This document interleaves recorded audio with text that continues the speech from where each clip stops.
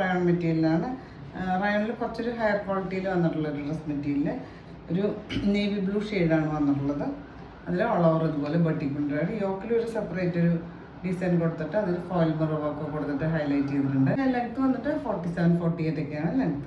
ദുപ്പട്ട ഇതുപോലെ റയോൺ തന്നെ കുറച്ചും കൂടെ ലൈറ്റർ ആയിട്ട് വന്നിട്ടുള്ള അതുപോലെ നല്ല സെൻറ്ററിൽ ഇതുപോലെ രണ്ട് സൈഡ് ഇതുപോലെ ബോർഡർ കൊടുത്തിട്ട് ഇമ്പോർഷൻസ് ഇതുപോലെ പ്രിൻ്റ് കൊടുത്തിട്ട് ലൈറ്റ് വെയിറ്റ് ആയിട്ടുള്ള ദുപ്പട്ടയാണ് റയോൺ തന്നെ.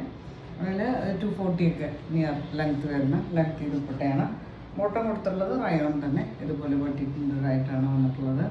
പ്രൈസ് വന്നിട്ട് 1040 ആണ്, 1040 പ്രൈസ്. ദുപ്പട്ട സോഫ്റ്റ് ആയിട്ടുള്ള റയോൺ തന്നെ ഇതുപോലെ സെയിം ഷെയ്ഡിൽ ഇതുപോലെ വെട്ടി പ്രിൻ്റഡായിട്ടാണ് വന്നിട്ടുള്ളത്. ഇതിന് ബോട്ടം ഇതുപോലെ സെയിം ഷെയ്ഡിൽ തന്നെ ബട്ടിക് പ്രിൻ്റഡായിട്ട്.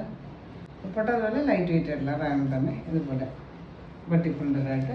പിന്നെ ബോട്ടം ഇതുപോലെ റയോൺ തന്നെയാണോ എന്നുള്ളത് നമുക്ക് വേണമെങ്കിൽ സെപ്പറേറ്റ് ഒരു ടോപ്പായിട്ട് വേണമെങ്കിൽ അങ്ങനെ സ്റ്റിച്ച് ചെയ്യാം.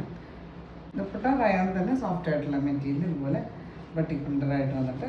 പിന്നെ ബോട്ടം ഇതുപോലെ റയോൺ തന്നെ സെയിം ഷെയ്ഡിൽ.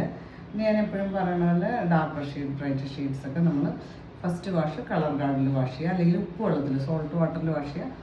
ഫസ്റ്റ് വാഷിൽ മാത്രം ചെയ്തത്. റയോണൊന്നും അങ്ങനെ അത്രയും കളർ ബ്ലീഡ് ആവുന്ന മെറ്റീരിയൽ അല്ല, എന്നാലും നമ്മൾ ഡാർക്കർ ഷെയ്ഡ് ആയതുകൊണ്ട് അങ്ങനെ പറഞ്ഞതാണ്. അതിൻ്റെ പ്രൈസ് വന്നിട്ട് 1040 ആണ്, 1040 പ്രൈസ്.